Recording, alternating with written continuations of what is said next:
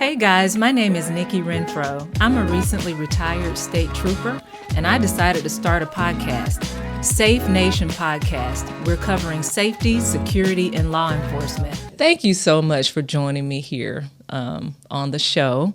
It's a pleasure having you, and I'm excited about this interview because you are truly a pioneer in the security industry. That's another one of those male-dominated professions where, you know, how we talk about the glass ceiling and trying to break that glass ceiling. Well, I think you shattered it and you just continued to soar. And those are the things that I would love to dig in deeper about today. Your successes in the security industry and how you got there. So welcome to the show, Miss Mary Parker. And thank you so much, Nikki. And I would first like to start by, one of my favorite scriptures is, to whom much is given, much is required. So in starting this conversation, I would like to say that over the years, I've looked for women like you. I've looked for other women within the security industry because I don't think I can consider myself that successful until I've raised up some other women within the security industry. And I'm very proud to say that I do have one female company owned and two male security companies that I've raised up over the years. But this business called security is so critical. It's unfortunate in our country that we are now at a place where we have to protect everything. Everything. And for me, timing couldn't be any more perfect.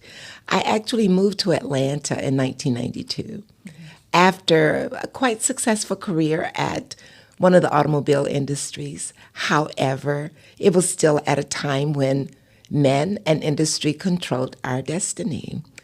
And I was director of security at one of the automobile industries when I was demoted from directorship to become, I suppose, if I thought about what they were thinking, that I needed to get into a more female-oriented profession, and that the career that I had chosen for myself was a little too male-dominated. And to be more specific and transparent, it was white male-dominated. Right. So I wasn't really welcomed into the industry, but I found my own place, and I did not allow the system to stop me. How did you do that? By taking their no, and I fueled it with my yes. Okay. And that was done because at age 7, and I have to go back a little bit, and I'm a storyteller, so if I get too far off, please feel free to bring me in. Go ahead. I was raised in rural Mississippi, in Grenada, Mississippi, where my parents were sharecroppers. In being sharecroppers, I considered that we lived in a village. And when I wrote my book, I called our village the upscaled, gated community.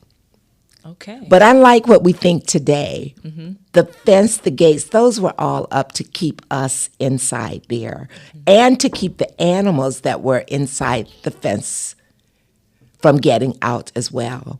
But something happened when I was 7 years old. My granddaughter was over yesterday, 2 of them, and they were sharing with me all this energy concept that we're dealing with today and how when God shows us things at an early age, how we hear it, but we don't necessarily know what that means. And as a result of that, few who hear the voice of God at that age will pursue what they heard. I'm really blessed that I heard the voice of God at age 7, and I was in the cotton field with my grandparents, my grandmother and my mom, and the sharecropper's baby boy had gone away to college, and he came back different than he left. When he left, he was one of us. We were all one community, but he learned something different when he left and went outside of our village. And that was he was white and we were black. And he was superior to us. When he returned, that was how he treated my uncle and my cousin, the 2 that he'd played with before. For whatever reason, that really agitated me. And I stood back and watched him. And I thought to myself at the time, I didn't realize the unction of the Holy Spirit as I do today, but this voice came to me and said, you're not going to pick cotton when you grow up. Mm-hmm. You're going away to get a college education like Billy Frank, that was the sharecropper's son. Then you're going to come back and run this place. Mm. Now, while the vision has come true, I did not go back to run the farm. Short end of it is I went back and bought part of the farmland that my parents worked. So to bring that full circle, you asked the question, how did I get into security? Mm-hmm. I would have to tell you that it was by divine intervention. I wanted to be an attorney. I wanted to be a criminal attorney or a civil rights defensive attorney. Mm-hmm. And I ended up in security because when I went to work at this famous automobile industry, I was in manufacturing, which was another white male-dominated industry back in the 70s. Mm-hmm. And I wanted to be the first Black female supervisor in automotive. Well, I was one of the first. When I hired in, I knew that I didn't want to be an operator. Mm-hmm. That was for people who didn't have vision. I first wanted the job that I saw my first supervisor doing. But when I asked him how I could become a supervisor, he laughed at me and said, it'll never happen. You're young, you're Black, and you're good looking. You'll never be a supervisor here. Mm. I then wanted to know who made that decision. Right. And I wanted to talk to his boss, who said the same thing. So in other words, I learned about the supply chain when I didn't know that's what I was learning because I didn't stop my ask until I got to the CEO of the company. And he made one phone call and said, you guys either bring her on your team or I'm going to make room for her on my team. See how someone stepped in and intervened? Those people right there, how they step in from time to time. I know a lot of people with stories like that where you at least have this one person that whether it's something on the inside of them that says, I need to step in and help, or this is not right, they become an advocate for you. And that's what we need. Mm-hmm. We need advocates, and you're absolutely correct. Because, and the other thing I would say to any business owner or young professional, if you know that job is yours or that position, whatever it is, don't stop because people keep saying no. You keep going because you know that you have a yes. Mm-hmm. This is something you have been called to do. And don't let other people stop you. I'm not saying that the road is easy because it isn't.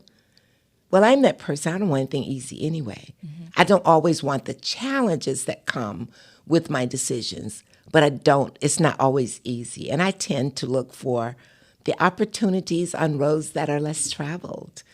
Well, how do we get to a point where we see something that we really want, and let's say the position doesn't even exist, but we know that we would be a benefit, and we know that having that particular position would be a benefit. How do we convince the higher ups that I'm the one, I can do it? How do you do that? Because I think you're a master negotiator, and I want to get into how you were able to land certain contracts and do. So how do you convince people? Well, first of all, you have to know their need, because it's not about you selling what you have. It's about them having the need for what you're selling. And when you discover that opportunity, I now operate on a four-step basis. Okay. And that is, first of all, you got to get focused. Mm-hmm. You must know what it is you're selling, and you have to know what your clients are using and when they're buying it. When you can identify those things, you can now put yourself in the ring for being selected. The second thing you want to do is you want to assess that company. You want to know everything you can about the company, the position, who's already in it, how are they doing, who's satisfied and who's not satisfied. And you want to build your strengths from the other people's weaknesses. Because you go in selling your strengths, and if you don't know what the weaknesses are, That's all you have to give. But you want to already go in with those, knowing what those weaknesses are, and create that as a strength so that you can now better share with your client or negotiate with that person for that position. And then you want to know, what are the things that you're going to focus, and you're going to do an assessment. Now, do you have what's necessary to make the commitment? Because, a lot of times people have ideas, but they don't have the commitment to follow through with them, because you've got to be disciplined. You've got to do your research. And I also encourage to find someone who knows, someone personally, who knows something about the person who's placing the offer, or more about the position or the opportunity. So again, you can go in, and we also perform SWOT analysis to determine whether if this is a go or a no-go. Because all opportunities, including some of the ones we want, are not always the best fit for where we are in the process. So you're going to look at your focus, you're going to do an assessment, you're going to make the commitment. Then you should pretty much know where you are. Is it a go? Is it a no-go? What do you have that you're working with? What do you have as it relates to what they're asking? What are the requirements? And then if you don't have it, begin building on it. But let someone within the organization know that that's your job. That's your opportunity. And you said something, and I love sharing stories because that happened to me as well. When we bought the building, we bought Junction 2800 just before COVID. Well, at that point, I knew everything that we wanted to do. But after COVID, we had to revisit, rethink, reimagine, and it's a whole new concept now than what it was before. So being determined and knowing your lane, if you know that that's for you, then get about preparing and making sure you're ready when you begin making noise. If you're in that organization and you're doing all of the things that you just mentioned, do you sort of keep quiet with it and quietly go about getting information and assessing and Absolutely. Or do you share it with anyone? Because sometimes... Go ahead. Sometimes if you talk too much. And I believe that is the key component for failure, as some people do, because God will give us an idea. And many times it's because he wants to see what we're going to do with the idea. But before we do anything with it, we began boasting and we began building about something that is not a reality. It is a possibility. It's not a reality yet. So yes, keep your mouth shut until it is a reality. And when it's time, you'll know, because you will have done your homework. You will have had conversations with people. You're going to talk with somebody who knows about the opportunity where you're going. So what are we doing? We're making sure that when we release or when we begin talking about that opportunity, that we're already in. We're already so far ahead of any competition that we eliminated them as we were going through the process. Right. That's good. This is good stuff. Yeah. We don't use it enough, and these are the things that also build confidence. And over the years, I've been around, I study other people's habits. I study the habits of successful people. I study their body language, the clothes they wear, their facial expression. But more importantly, I study their schedule, how they get things done, when do they align certain things, and when do they actually make their moves, And I'm talking about people like Oprah Winfrey and also local. There are great women that I study locally, such as Zernona Clayton. Yes. Zernona is over 90 years of age, and she's still producing some of her best work. So she's one of the women that that has been my mentor from afar for probably 20, 25 years. But we finally connected. Okay. And to drink from her cup is absolutely amazing. So, let's learn how to be free and willing with information, but not until it's ready. Because if you do things prematurely, say, for example, your podcast, you start talking about your podcast, you tell them the name, the content, how that podcast is going to go. but you have not reserved your name. Right. You have not copyrighted the name of your podcast. Right. You've given your information away. True. And then it's no need of being upset with anyone else.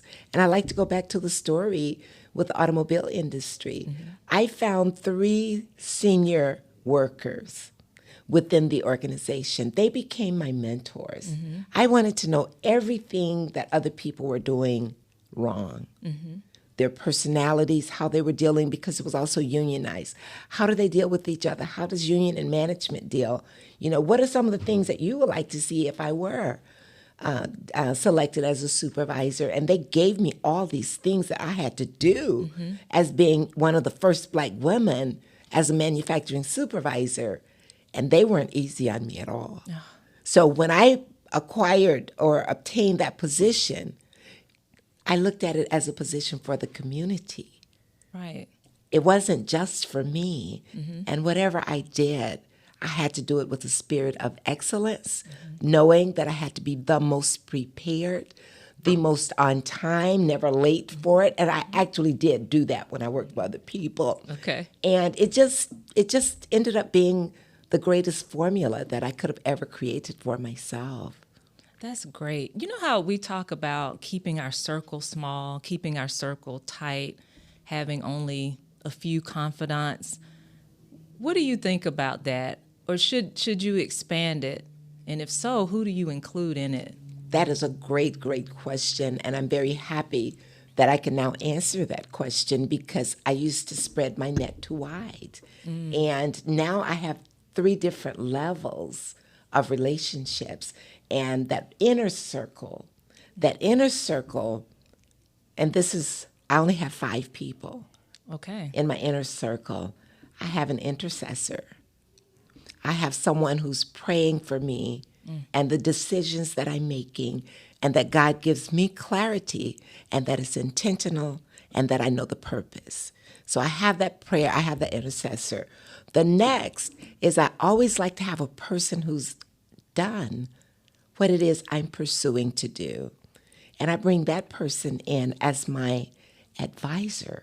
Okay. So we need an advisor early, in the early stages of what we're doing, someone to help us, identify what those needs are, what we have that we're working with. But again, going back to the SWOT analysis, mm-hmm. what's missing, and who do we know, or who do someone else we're dealing with know with that particular strength? And you begin building your team from that. So I have my advisor, I have my intercessor, and I also got to have a financial person. Mm-hmm. Particularly, I like for it to be a banker, but sometimes I will use a financial advisor depending on the level of what it is we're discussing or what that particular project is.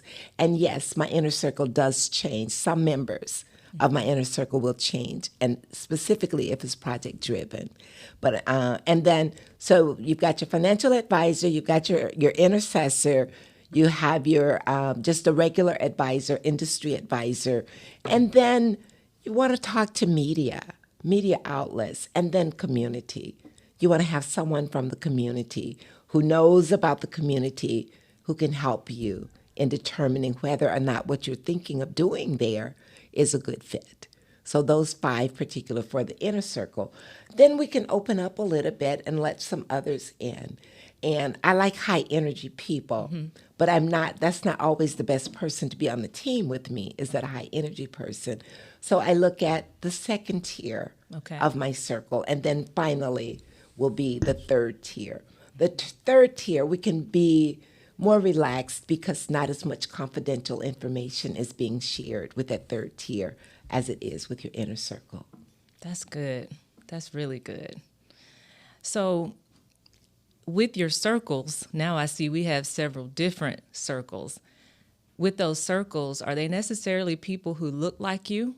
Are they, do they have to be women? Do they have to be African American? That is another great question. It depends on what size your world is.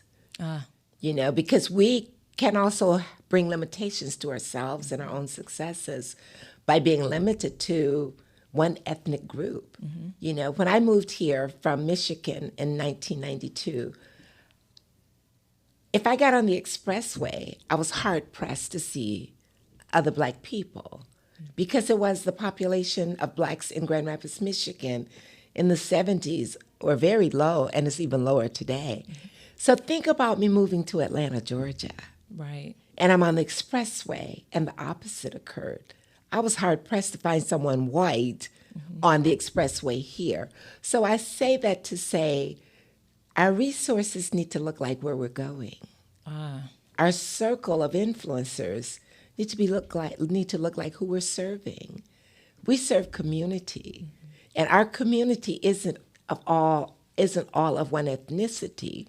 Though we are in Southwest Atlanta, the intention is to bring resources from the outside into our community to give our community exposure. Right. When I moved here in 92, people from the outside came into Campbellton Road because it was one of the entertainment districts. We want to bring that back to our community because right now our community, what we call our community, is about 99% African American in Southwest Atlanta. It's good, but also what comes with that, Nikki, are disparities, lack, resources.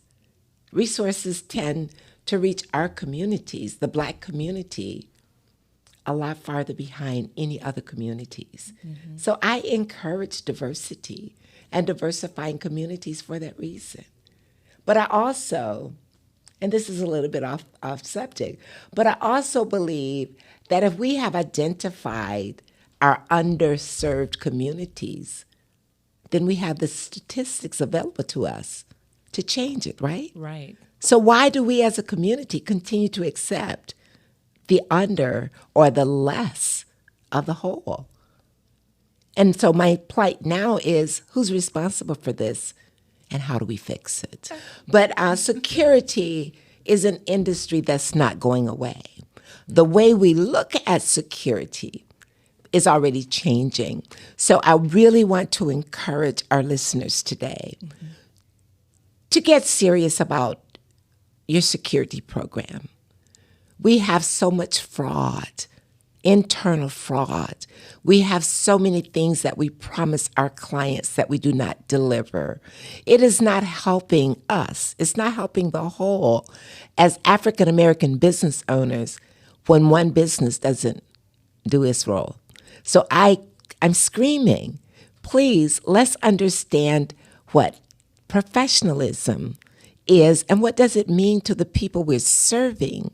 Because if we are not being professional to our clients, if we've removed customer service as being one of the number one entities that we're providing our clients, we're already so far behind. Yes. And then coupled with our lack of use of technology, we are so far behind. And that's why I wanted to go back to security. I encourage people to check your identity. Are you who your paperwork say that you are? And if not, get busy about correcting that. You want to be have high credibility with honesty and integrity. You want to walk by faith as well. And that's what having formed all-in-one security and it being as successful as it is wasn't because we only continued with where we started. We actually started our company providing security officers at construction sites. But it's amazing how God brings that full force. I provided security as a security officer at commercial properties. That was my first security job. And you were working for a different company? I was working for someone else, providing security as a security officer when the vision came to me that we were underrepresented within that security industry. And I began looking at where can we make a difference? Well, it really wasn't within someone else's organization, but it was to start my own company where I could showcase and raise other professionals within the security industry, where I could go into the colleges and universities of the HBCUs and go to their criminal justice department and began bringing increase the awareness of opportunities for those students. As a matter of fact, we had a student from FAMU who participated, who was hired on Condoleezza Rice's diplomatic security team. Our company, All-in-One, was and still is the security company of choice for the Secret Service when they come in town with any of our presidents or VIPs at that level. So just being a security officer, don't take that lightly. Mm-hmm. If that is something you're enjoying doing, do it, but distinguish yourself as being the best security officer that anyone would ever want to have on their property. Stay engaged with your clients. Make your being there for them the most important thing that you do every time you go there. And that's what led me into building the company that we built at All-in-One Security. I always wanted to know, well, who is that client? Who's my client buying traffic control from? Right. Who's my client buying safety equipment from? I'm already in. So I mentioned earlier about getting to know the supply chain and what your client is currently using and what can you provide that you wouldn't ordinarily provide for that particular client to make them happy and create like a turnkey or a one-stop shop for your organization as relates to the clients. So now those things, Nikki, enabled me to come up with ways to give back. Because what I know is that God blessed me with unmerited favor in growing the business. All-in-One, I left the previous company December of 2000. I started All-in-One January of 2001. With how many people? It was really 4. It was the Father, the Son, the Holy Spirit, and me. And you. And me. And they gave me the instructions, and I followed. But the other piece that I want to mention here, it was pre-9/11. Right. I started All-in-One 9 months prior to 9/11. And from that point on, we have become the full-service security company where we provide everything from cybersecurity, systems integration, security systems, traffic control, parking enforcement management, security officers, executive protection, you name it. We have become all in one. Wow. One-stop shop for your security needs. We currently employ over 800 individuals right here in the Metro Atlanta area. How do you go from it being just you starting off to getting that first contract? You know how you get that first one and you feel like you can do it? Well, for me, getting that first contract was the beginning of All-in-One Security because someone believed in me, someone that I'd not worked with before, and I love giving kudos to Buddy Jump over at C.W. Matthews. And I went in to partner with another company that was not a security company. They actually had the opportunity, and we did security, they called us to partner. The company didn't have license, none of that. We were prepared. We were hired to come on and secure the 5th runway in 1993. June 1993, we got our first major contract with the airport.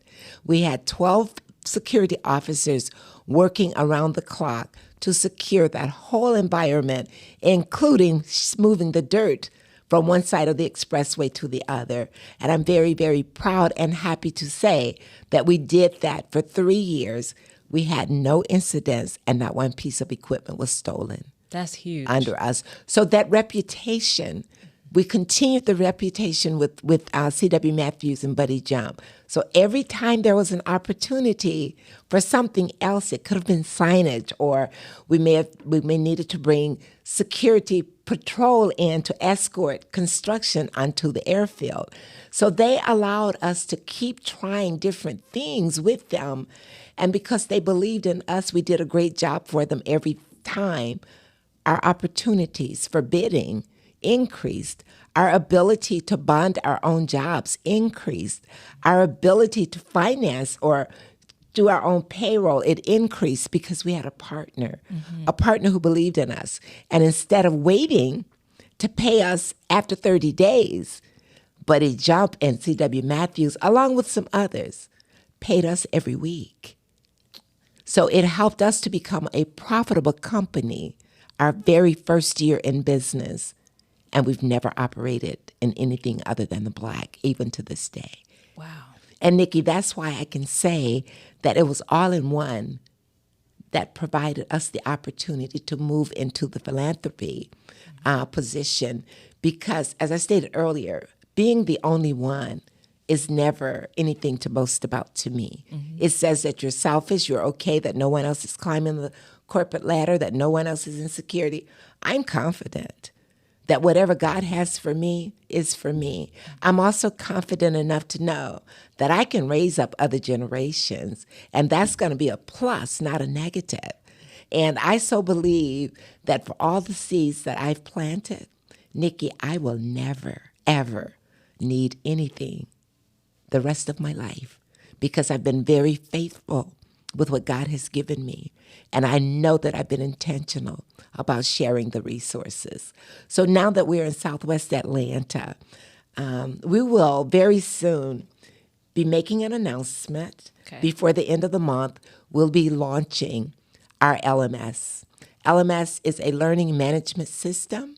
And the way I like to describe it is if you look at Disney, Disney is the network, and they have all these various channels that can come in and utilize their network for their own platforms. Right. That's what we have, and that's what we're launching in Southwest Atlanta.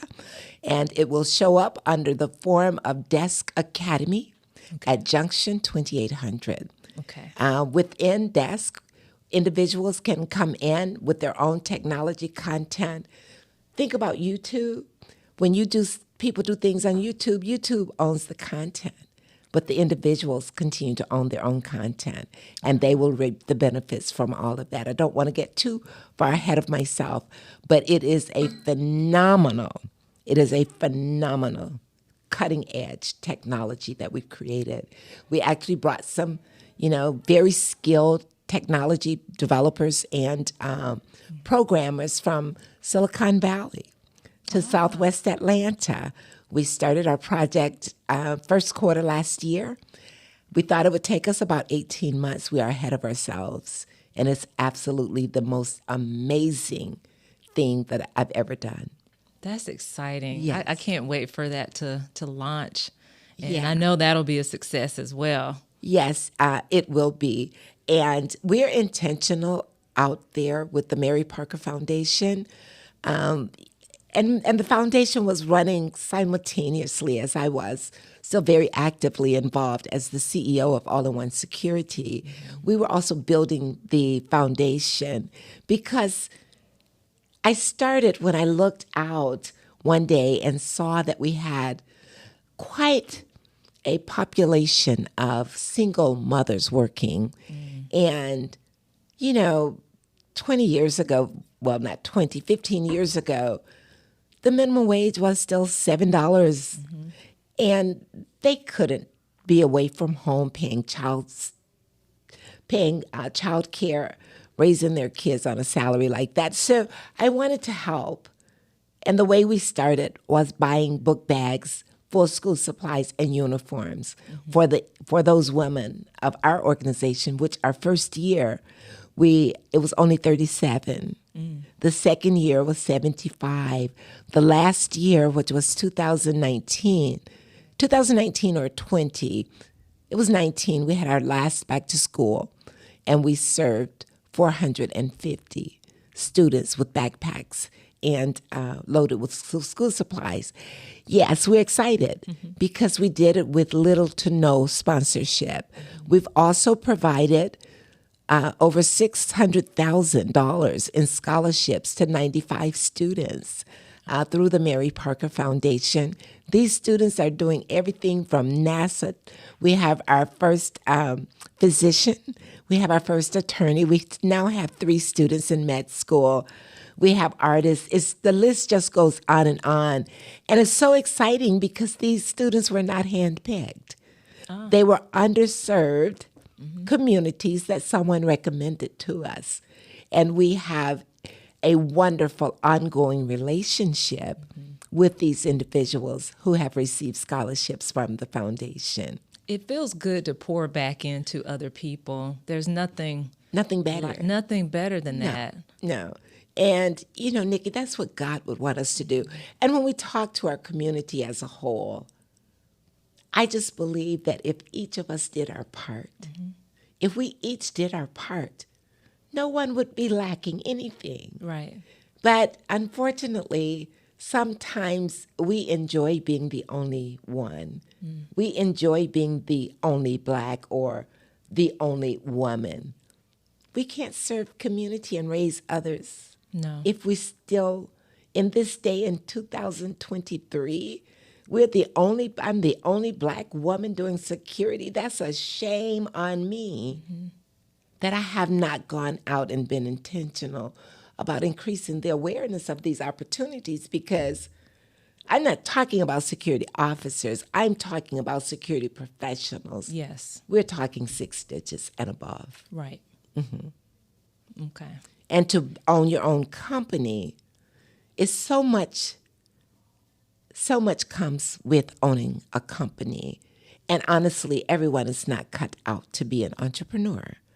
But there are those who are, who will not move into the realm of entrepreneurism. And there are so many other people depending on them to be the leader in that role. What does it look like when a person is not cut out to be that entrepreneur? What are some of those characteristics that you know what, you might be in the wrong profession? Never prepared. Okay. Very difficult to get along with. Unclear directions, trying to do it all themselves, being a control freak. These are all things that are going to limit the growth and success of the business. Why? Because we need a team. We only know what we know. You mean I can't do it by myself? You can do it by yourself, but depending on your goals. I'd always like to use the term, being an employer enable us to sign the front side of the check every time. Being an employee means that we're following the lead of someone else, and we do need employees. But some leaders, some entrepreneurs are not entrepreneurs, and they have employees working with them, and they're teaching them all the bad habits. Typically, organizations like that will stay very, very small, and you will see that also in the turnover. Typically, people don't stay very long. It's a revolving door with the people they work with. So my advice to that individual is to step back and do the 4-step process that we started with. What is the main thing? Focus on the main thing. Get your main thing branded and be ready to pass that off to someone else. But it has to be clear. The vision has to be clear. You've got to have goals and objectives and be able to create strategies to create those things. Otherwise, you're working in an environment that you can't measure. What if you need funding?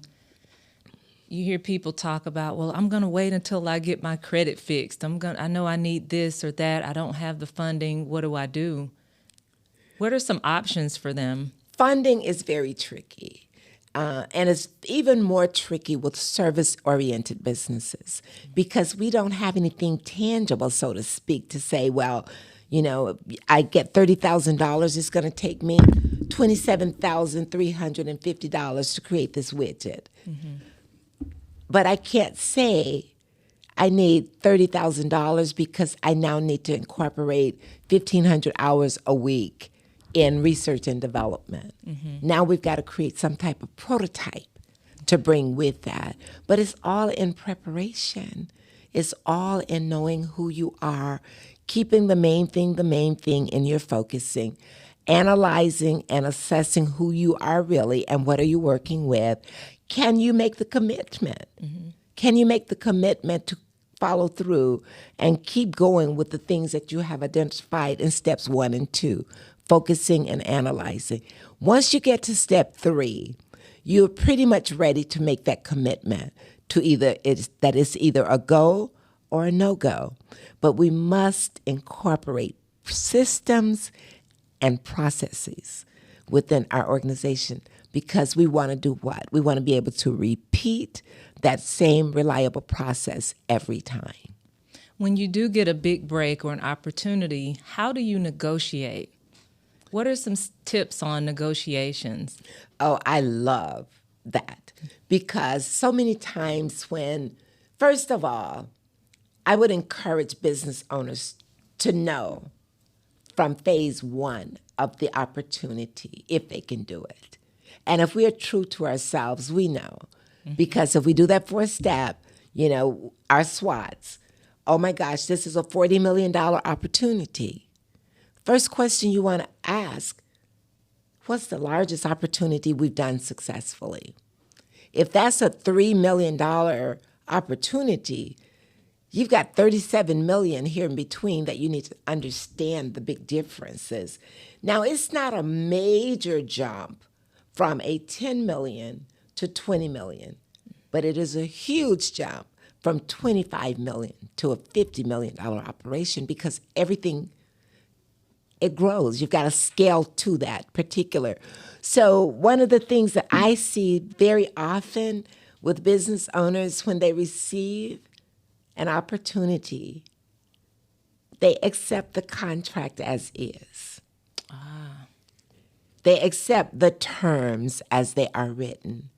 So go through those contracts, not yourself, but with an attorney. You should always have an attorney within that first or second tier of advisors as well. Because if you've only done a $3 million opportunity and now this is a $40 million, you've got to know how to put that deal together. First of all, and there's a lot of negotiations that take place to get there.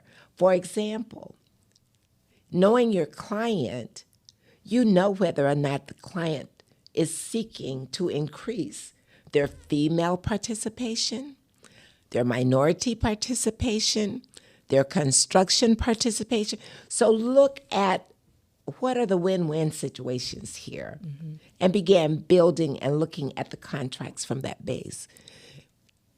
If you've never done it before, do you have a relationship with another company that you might be able to bring on and now you guys, or you all partner on this relationship? More negotiations. Who's going to lead?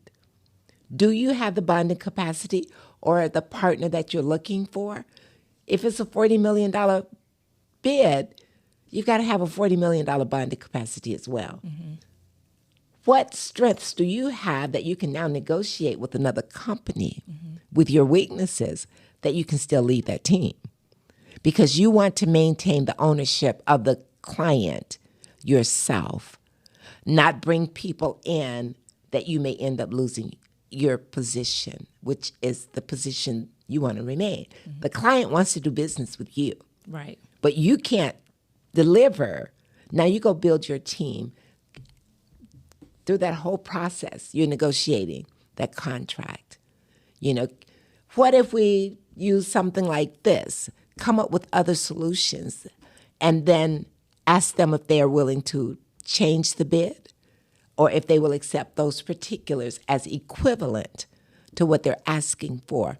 The terms and conditions on contracts is one of the biggest ones that I like to make sure our business owners are aware of. Terms such as additional insured. Let's take this facility. You bring someone in on your show that's going to demonstrate something that could have flames or chemicals that would expose to the air. There's some more negotiations. Who's liable if something happens? So you want to make sure that you have maybe a representative from your insurance company, that anytime you get or have need to cost something out, you send that portion of the bid directly to your insurance company because you've got factors to consider. How is taking up on or insuring a particular project going to impact the accounts you already have? Because that requirement could. If you need a $10 million contract to do business at the airport, but I only need $1 million to provide security officers at a construction site or a corporate office. Once I bring that $10 million on, my whole policy is now $10 million. You need to know how to negotiate to reach that $10 million requirement without bringing everyone else in or without paying a premium for the $10 million. It's all about negotiating, but it's about knowing your subjects as well. How do you get to know your subjects? Deal with experts. If you know that you don't know enough about HR compliance, don't waste your time in that space. If you don't know insurances, don't waste your time. Get an expert. The insurance companies work for you, not the other way around. So do not be skeptical when you need them to service you. Hey, Nikki, we're considering bidding on this project, but these are the insurance requirements. Will you take a look at that? And then send me about 5 bullet points determining whether or not we should go, if it's a go or no go. It might stop with the insurance requirements. But when we don't know, we waste all of our time putting together these proposals that we don't have a chance to win. We don't have relationships with partners. So I don't want to go to a wedding with someone that I haven't been dating. And it's important to learn some of these things. Before COVID, I went to every pre-bid conference. Whether I was interested in doing bidding or not, I wanted to know who was there. What are they bidding on and who are they doing business with? And what are some future opportunities? I see. And you begin that relationship before you have a need. I see. How important is it to have your business designated as a woman-owned business or minority? Are there any benefits to that? I have to be perfectly honest to say that there have not been many. Okay. I do believe that our company would have the same business opportunities as we have, whether we were Black, female, or not. And it's because of the intentionality. The service we provide is the service that people buy.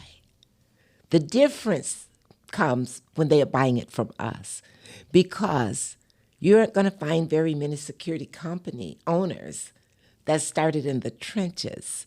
I started as a security officer, then worked my way up and worked through corporate security as the head of security, which actually placed me in the number 2, number 3 position of the org chart. Did we get credit back then? No. It wasn't until my credentials were verified that I realized that I was listed as a manager, not director. And the company didn't have a problem changing it, because the only question I asked was, how could the person who replaced me go into a directorship from a position that I vacated as a manager? Yes. You need to change the title of my position. And they did. Because they knew where I was coming from. And it didn't stop there. And we just have to be so intentional, Nikki, about who we are. Yes. Who we are really.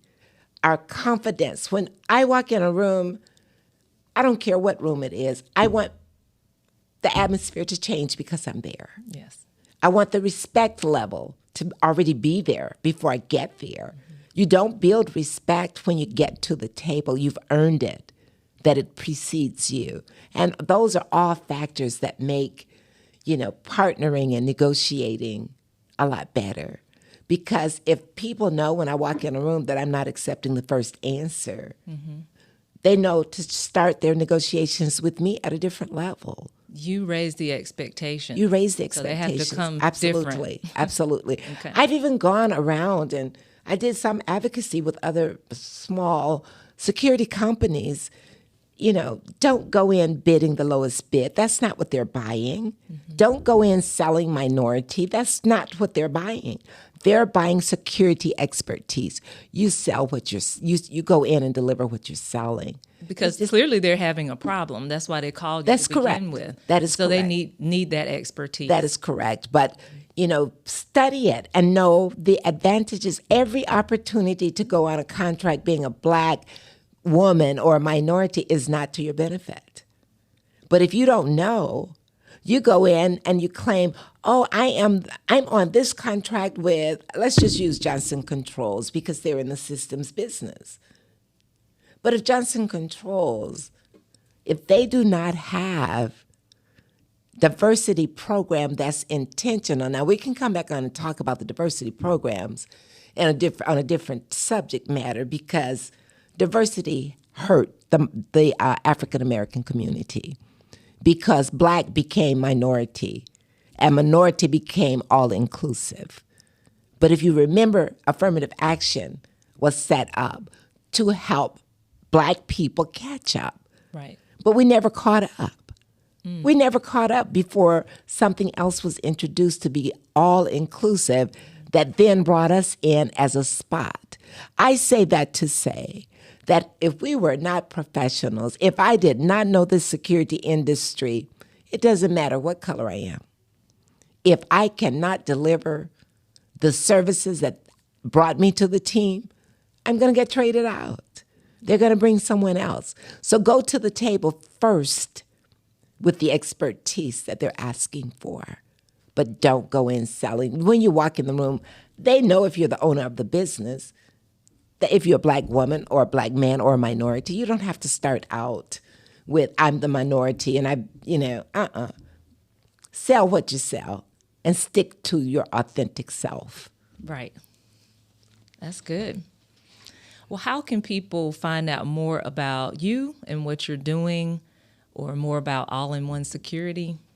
Oh, wow. All-in-One, we are definitely a flagship security company here in the Metro Atlanta area, and we're very, very proud. We've worked under many of the mayors, from Mayor Bill Campbell to Mayor Shirley Franklin, and the opportunities changed, but they increased depending on the mayor because of our reputation. And certainly under the leadership of Mayor Kasim Reed and Sister Mayor Keisha Lance Bottoms, and now under the leadership of Mayor Andre Dickens, and the relationship continues to blossom. And we're very, very happy about that. So you can go to our website for All-in-One Security, www.allinone security. And you can find the opportunities where you may be able to go on and apply for a work position. You can find out what's happening at the Mary Parker Foundation at maryparkerfoundation.org. And our most recent adventure is building out Junction 2800, which is the home of the Mary Parker Foundation. We're located at 2800 Campbellton Road, and we encourage you for your next function to check out the Junction. Oh, I love it. I have enjoyed this interview and cannot wait to listen to it over and over again just to get all of the information, all of the gems, all of those steps. This was a masterclass on not just starting your own security company, but just being an entrepreneur. It's a masterclass on living out the vision, even as a small child. Whatever it is that you're holding on to in your heart and in your head, if you just do the work, take the first step, manage who's in those tiers of your circle, be good to people, know how to negotiate and set your expectations high. That's what I got from you. Absolutely. Okay?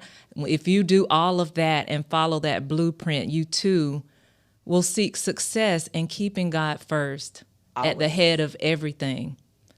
Thank you, Ms. Parker, for this interview. Yeah. You've blessed me with this interview today. I've just got to go back to basics. And the Word of God says, seek ye first the kingdom of God and his righteousness, and all these things shall be added unto you. So what are the all? What are the things we're asking God for? Well, once we ask him, step out the way and let God be God, and you do the things that he directs you to do. And that's a formula for success, and then know what success looks like. Yes. Sometimes people do things and they don't know, they don't have measurables. They're just doing it and they're thinking they're successful. Mm-hmm. But success also means that you're able to do it over again if you have to. I love it. Thank you. Thank you so much. This has been most enjoyable. And I thank our fierce leader, Jerome Edmondson, for referring me. And I was sharing with Gabrielle, my assistant, how this all really started. Yes. And it started with Jerome. It did. From EDN Communication. That's correct. Yes. Next level. Yes. And that's what we're doing. So the student has now turned to teacher. That's and right. We want people to come on out to Junction 2800 and see the wonderful things that we're doing, see the programs that we have and that we're ready to go. This is going to be a phenomenal year, and it's going to be the best year yet. Absolutely. Yes. I can't wait to see it. And we want you to come out. Thank you so much for this opportunity. Thank you. And for the listeners, I certainly hope that I've said something here today that will make 2023 maybe a little bit easier for you, but certainly a little bit more defined. God bless you, and happy 2023. Thank you guys for joining us for this episode of Safe Nation, Safety, Security, and Law Enforcement.